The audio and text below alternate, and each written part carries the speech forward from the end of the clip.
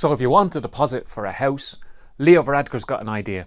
Why don't you just ask your parents for 30 grand?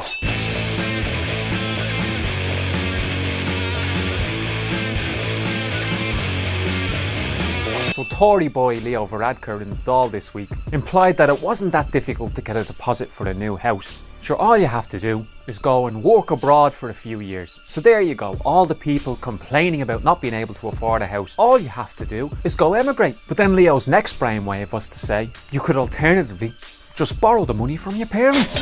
Now, I don't know about you, but my family are from Ferryman Mansions flats, and then later we lived in Crumlin for a while. My dad lives on an army pension, so I very much doubt he has 30 grand lying around that he can just give to one of his kids. But this just really exemplifies how detached Leo Varadkar is from the lives of working class people.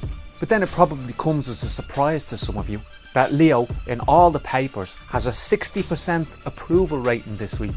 So how come the man can be so detached from the lives of ordinary people and yet can also seem to be winning the approval of many? Ireland, like every other society on the face of this planet right now, is a deeply class-ridden society.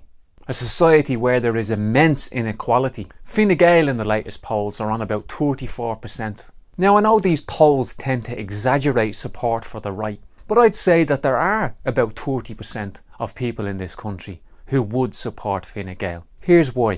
First of all, you've got the bosses, the employers, the people who own the big businesses, the people that own the big farming co-ops. If you include them and the managers who benefit from hanging on the coattails of the employers and like to give workers a hard time.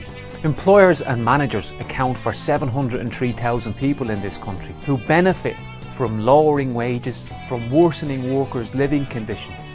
Precisely the kind of policies promoted and perpetuated by Leo Varadkar and Fine Gael. But there are also higher professionals, judges, lawyers, consultants, people who earn a wage, but a wage that is so grossly inflated that they would see their interests as aligned with the right-wing parties. That adds another 293,000 people to the potential support base for the right-wing parties. There are 268,000 people classed as self-employed or working on their own account in Ireland. Now, some of these are, of course, construction workers who've been thrown out of direct employment, but there are also a lot of self-employed people with very right-wing, self-important attitudes. Then we have the farmers. There are 243,000 farmers in Ireland. Now, not all of them are wealthy. In fact, a lot of farmers are very badly off.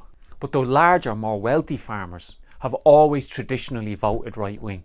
So what we have to understand is that there are classes of people in Irish society who will always vote for the establishment parties because they see it as in their interests to vote for those parties. Now, if it was as simple as that, then all we have to do is convince the majority of people who are blue-collar workers, skilled workers, manual workers and white-collar workers, convince them that it's not in their interests to vote with the right-wing parties. Leo Varadkar's whole strategy is to blow the dog whistle at people on welfare, the homeless and the poor, to try and demonise the poorest people in society.